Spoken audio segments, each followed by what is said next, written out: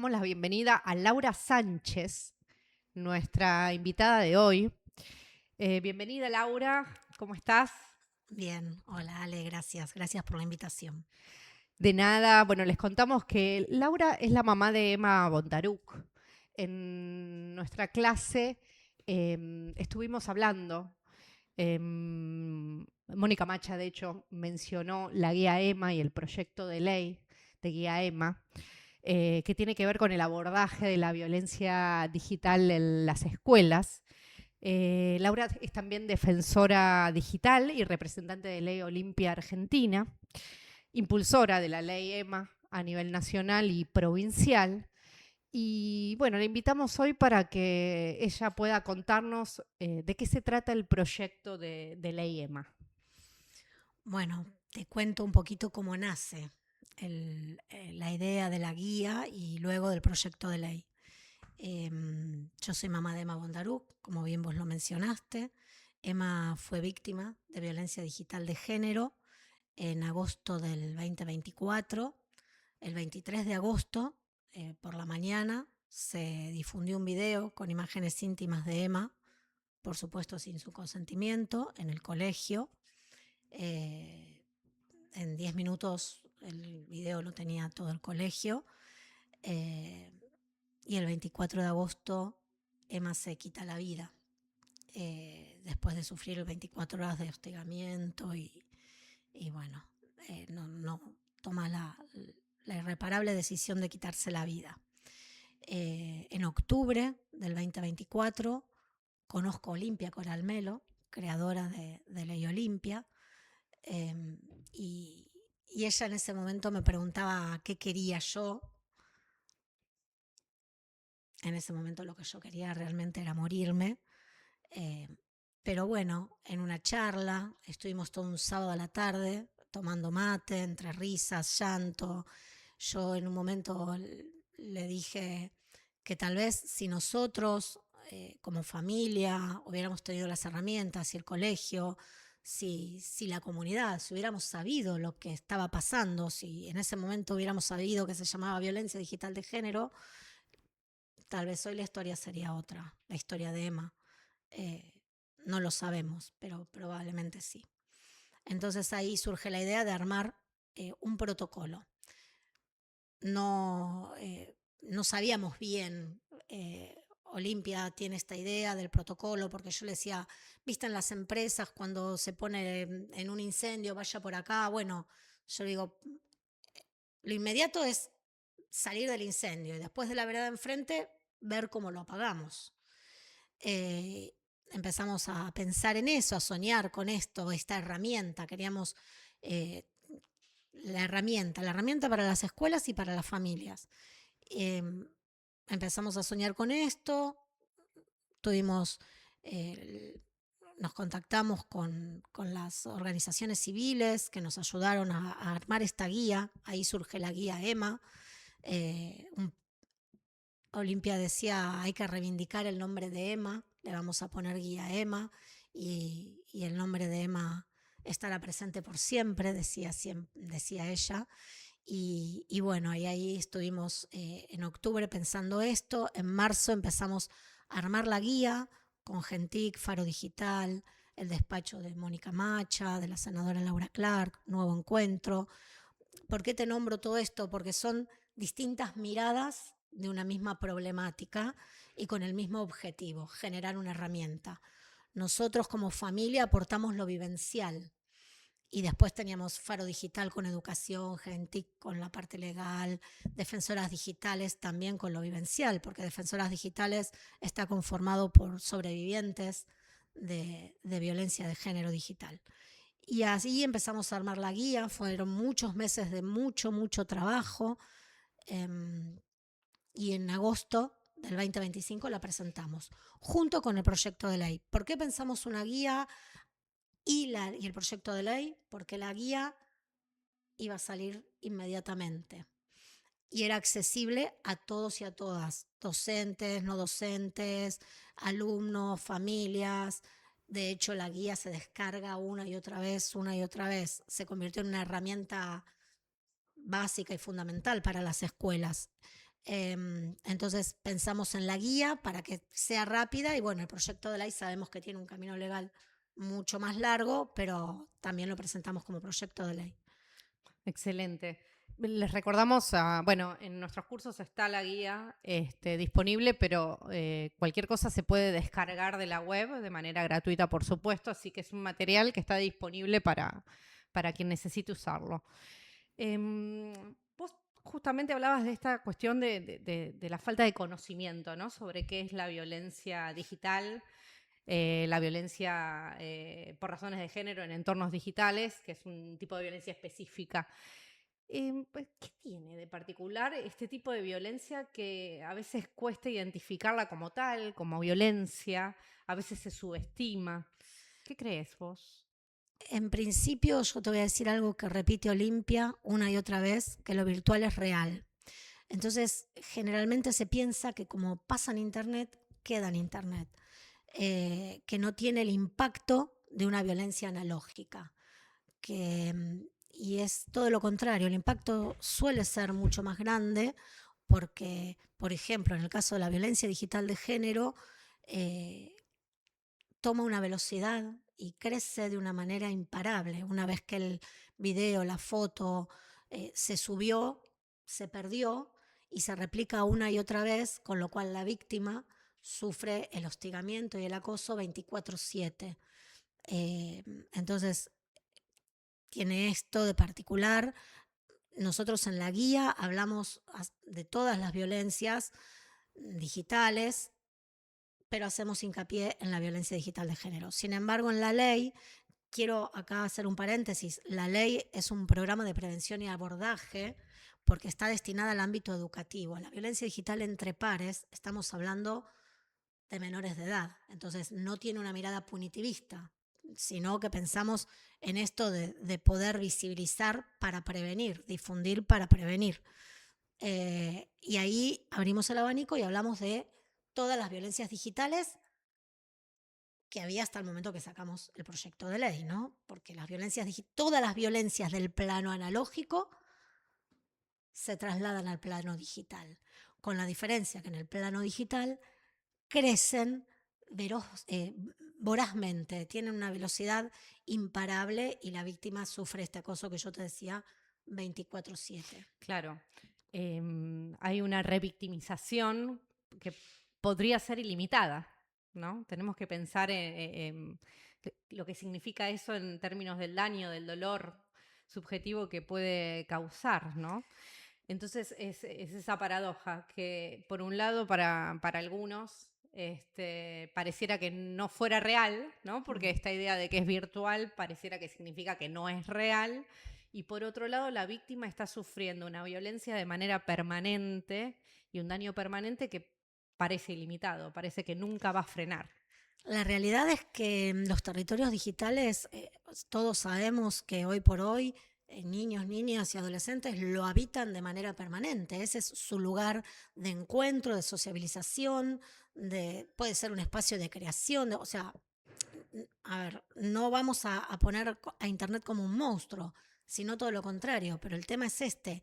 Eh, los chicos y las chicas tienen que saber que esa foto, que ese video no es un objeto, sino contiene un sujeto, un ser atravesado por distintas cosas como todos y todas. Entonces es importante recalcar esto y trabajar mucho en el consentimiento, ¿no? A nosotros nos están mirando y estudiando, porque este es material de estudio del curso, trabajadoras y trabajadores de los municipios, de la administración pública provincial, muchas y muchos docentes seguramente que se inscriben en nuestros cursos para conocer sobre una temática que nos preocupa un montón. ¿Cuáles serían las primeras acciones que debería tener en cuenta una persona que recibe o que se entera, ponerle en la escuela, en una oficina, no sé, de asistencia a la víctima, de niñez, de una situación de violencia de género en un entorno digital? ¿Qué es lo que hay que hacer? Vos acá dijiste una palabra clave, revictimización. Lo primero que hay que hacer es no revictimizar a la víctima en el ámbito escolar. ¿Qué sería revictimizarla, por ejemplo? Por ejemplo, en el ámbito escolar, no apartarla, no decirle, fundamental, no decirle para qué te filmaste, porque no es culpa, que la víctima sepa que no es su culpa. Y lo que nosotros proponemos en la guía es trabajarlo en el grupo en su totalidad, no apartar ni a la víctima ni a quien podría decirse victimario. A mí a veces decir victimario cuando estamos hablando de menores de edad, pero bueno, quien difunde el video o la foto o quien está haciendo bullying, o trabajarlo en grupos, no apartarlos, siendo autorreferencial. En el caso de Emma, la escuela hizo todo al revés en ese momento. Los apartó a quien había difundido el video y a Emma los llamaron a dirección a modo de reto. Ya hablamos con los dos, les dijimos, no, creemos que todo lo contrario. En principio, trabajarlo en grupo, trabajarlo como comunidad escolar, tener claro que si pasó, está bien, el celular es propiedad privada, pero si pasó en la comunidad escolar, en horario escolar, en tu comunidad, es también un problema de la escuela, un problema a tratar en la escuela. Entonces, proponemos eso. Lo primero es no separarlos, decirle a la víctima que no es su culpa, y por supuesto ahí entrarán en juego los equipos De de orientación orientación, no me escolar. salía, Sí. ¿no? Psicólogos, que por supuesto es muy necesario que, que ayuden a quien está Claro. atravesando este momento. Claro, hay que tener en cuenta que la persona está siendo víctima de violencia y por lo tanto está en riesgo, ¿no? Entonces hay que acompañarla.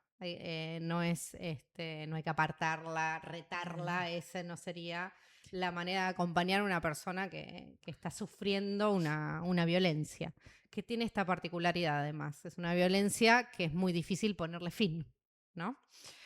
Entonces, cuando hablábamos de la guía Emma en la clase, mencionaban que la guía tenía una perspectiva no adultocéntrica, ¿sí? Y feminista. ¿En qué sentido? La guía no es adultocéntrica y es feminista. Justamente, nosotros proponemos corrernos de este rol de, como te decía, ¿para qué te filmaste? No, sino acompañar. Todo el tiempo proponemos acompañar. Es difícil, sí, es difícil.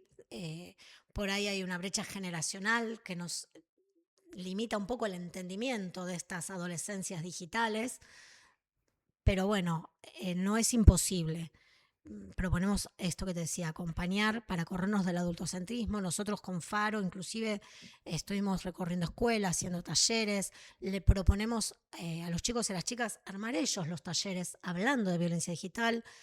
Desde la guía Emma ellos han armado unos talleres, hablan de violencia digital, que estén informados, brindarles la información, ser el nexo, pero no ser quienes conducen, ser el nexo entre la información, que no abunda la información. Por eso creo que la guía tuvo la repercusión que tuvo y se descargó las veces que se descargó, por el gran vacío que hay al respecto de este tema. De alguna manera, yo sé que ustedes estuvieron trabajando también con la dirección de ESI, ¿no? Sí. De la provincia, para incorporar estos temas a la educación sexual integral. ¿Qué es lo que está faltando en particular abordar en la escuela respecto de estas temáticas? ¿Qué crees? Nosotros proponemos en la ley, articular con la ESI justamente porque, bueno, esto que yo te decía, por ejemplo, el consentimiento. La ESI aborda estos temas. El consentimiento es una pata fundamental de nuestra sexualidad, de nuestros lazos sexoafectivos. Y el consentimiento digital es muy difícil, como todo lo virtual. Muchos chicos y chicas, cuando vos les preguntás el consentimiento digital, el analógico es reversible, sí, y el digital, y ellos generalmente no saben qué decirte, y no es reversible. ¿Por qué no es reversible? Porque una vez que el video subió, la foto, el sticker, por ejemplo, en primaria se da mucho caso de bullying cuando arman stickers con sus compañeros y compañeras. em, cuando eso subió, se perdió. Entonces, por más que vos me sacás una foto a mí, yo te digo, che, Ale, mira, no me gusta cómo salí, no me salió bien el flequillo, ¿la podés bajar? Y vos la vas a bajar. Pero la foto ya se perdió, porque la foto ya está, Circulando. alguien la reposteó, ya está, es imposible frenarlo. Claro, el almacenamiento de todo lo que subimos en internet es ilimitado. Ese es uno de los problemas. Entonces se va de nuestro control, se escapa de nuestro control. Entonces, bueno, eso es por qué proponemos, uno de los tantos motivos por los cuales proponemos articularla con la ESI. Y vos me preguntabas anteriormente por qué tiene la mirada feminista. Y la violencia digital de género, casi siempre, como la violencia de género, por supuesto, está en las mujeres, se da sobre los cuerpos de las mujeres, porque Internet no es neutral. Internet es vertical, patriarcal, sexista. Entonces, siempre la mirada con la condena cae sobre la mujer, siendo nuevamente autorreferencial. En el caso de Emma, toda la condena social caía sobre Emma antes de su muerte y después de su muerte. Esas 24 horas el acoso fue hacia Emma, seguramente no hacia quienes difundieron el video. Y luego, muchos comentarios como, ¿para qué se filmó? ¿Dónde estaba la madre? Se preguntaba una y otra vez dónde estaba la madre. Emma también tiene un padre, por ejemplo. Nunca nadie preguntó dónde estaba el padre. Entonces, tiene esta mirada feminista porque culturalmente estamos inmersos en una sociedad patriarcal y sigue siendo esto, ¿no? Por ejemplo, se trasladó al plano digital. Antes el problema era, la culpa era de la piba que salía con la pollera corta. Más o menos logramos, más o menos, revertir esa situación. Y ahora la culpa es de la piba porque se filmó. Porque sacó la foto, La porque piba se es la filmó. víctima. Por eso te decía hace un rato, cuando decía el victimario, en cierta forma, el pibe, insisto, porque estamos hablando de menores de edad, distinto es cuando ocurre entre mayores de edad, el pibe es víctima también del sistema patriarcal. El macho que tiene que demostrar que estuvo con la piba. Entonces, antes, cuando nosotras éramos chicas o adolescentes, también el pibe hablaba de la piba, pero como hablaba, la piba lo podía desmentir, no había pruebas. Ahora hay pruebas y si no hay, tenemos el agravante de la inteligencia artificial. Si no hay, las puede inventar. Entonces, por eso tiene esta mirada, esta perspectiva de género, ¿no? Bien, estoy pensando que también es importante, pensando en adolescentes, ¿no? Trabajar la responsabilización, ¿no? Hacerse responsable, en este caso, de la violencia ejercida, ¿no? Eso es algo que también trabajamos en la escuela. En la escuela se aprende a hacerse responsable del daño que uno hizo e intentar repararlo, ¿no? Entonces, quizás desde una perspectiva no punitiva, lo que trabajamos en las escuelas es la reparación frente a estas situaciones. Pero para reparar primero hay que saber quién es el responsable, ¿no? También puede haber una reparación colectiva, ¿no? Pero la persona que efectivamente compartió la foto, en este caso fueron muchos. ¿Cómo se trabaja el tema de la responsabilidad, no? Que a veces en internet es difícil de identificar. Esto que vos es muy importante. Es tan responsable el que inicia la cadena como el que la continúa.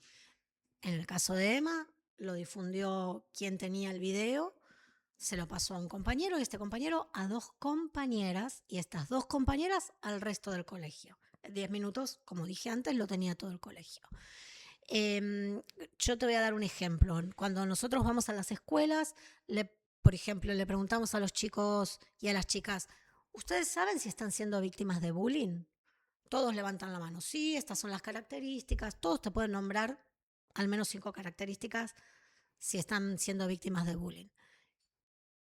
Y yo después les hago la pregunta al revés. ¿Ustedes saben si están ejerciendo bullying? Porque estamos hablando de chicos y chicas en el caso del bullying, como te decía antes, con el tema de los stickers, se dan chicos más chicos. Entonces, es importante que ellos sepan también, ¿no? Este es el trabajo que encaramos con este proyecto y como yo siempre digo, lo que me quede de este lado del plano será mi sentido de vida, concientizar, que tomen conciencia antes de hacer ese clic lo que puede suceder, el daño que puede generar. Internet es una herramienta maravillosa, como el hacha. El hacha también es una herramienta. Te puede servir para copiar leña o para matar a una persona. Internet es igual. Entonces, es importantísimo concientizar a los pibes y a las pibas del daño que pueden generar haciendo ese clic. Y con respecto a las sanciones que vos me preguntabas, restaurativas, la ley, como dije antes, es una ley que piensa en las sanciones restaurativas. Tendrá que ver también con cada comunidad escolar, porque no todas las comunidades funcionan de la misma manera, teniendo en cuenta el contexto en el que se desarrollan, ¿no? No todas las escuelas funcionan igual, no va a ser lo mismo, no sé, una escuela de Cava que una en un pueblo de la provincia de Buenos Aires. Entonces, ahí tendremos que pensar, tendrá que pensar por ahí cada escuela, con el equipo de orientación, en alguna sanción restaurativa o reparatoria. Por ahí en algún momento me gustaría poder pensar, por supuesto, como se hizo la guía y la ley, con un equipo, en hacer una ley o agregar mismo a la ley EMA una guía de cómo hacer esta sanción. Si bien se puede ir adaptando, que exista un formato, bueno, porque, por ejemplo, en el caso de Emma, yo apelé al fiscal, hablé con el fiscal de la causa y él me dijo que no se puede hacer nada porque no hay nada y estamos hablando de menores de edad y si bien, insisto, no es la idea la condena, porque no, porque queremos que este pibe y estas pibas entiendan que lo que hicieron está mal, pero si nadie se los marca y si no hay, como vos decís, responsabilización, y bueno, lo van a seguir haciendo, porque o el de al lado va a decir, che, este lo hizo y no pasó nada. Bueno, aunque el fiscal no haga nada, la escuela ahí tiene una responsabilidad, hablando de responsabilidades, sí. En educar justamente y en trabajar con esos adolescentes para que sean mejores personas, ¿no? Estaba pensando que además, bueno, en este caso estábamos hablando de adolescentes de 14 años, ¿no? Pero si la persona que ejerce la violencia tuviera 16, por ejemplo, ahí sí el fiscal actuaría. Porque además, cuando las imágenes o los videos incluyen a niñeces o adolescencias, estamos hablando de material de abuso sexual de niñas, niños y adolescentes que puede caer en redes de pedofilia, así que se transforma en un delito muy grave. Y esto también es algo que tenemos que enseñar en la escuela, ¿sí? Porque a veces las consecuencias de la acción, esas consecuencias que no se pensaron, no se miden, pueden ser muy graves. Realmente, afortunadamente, no siempre terminan en muerte, pero las consecuencias son graves. Generan grandes trastornos psicológicos, trastornos de la alimentación, aislamiento. Hay un montón de pibas que por este motivo no terminan el colegio. Y bueno, no hay una respuesta. Ayer o antes de ayer me contactó una mamá que la hija ya había hablado conmigo el año pasado, luego tuvo asistencia, valga la redundancia, de asistencia a la víctima. Y este año... estamos hablando de la Oficina de Asistencia a la Víctima de la provincia. Sí. Y este año no le renovaron la matrícula.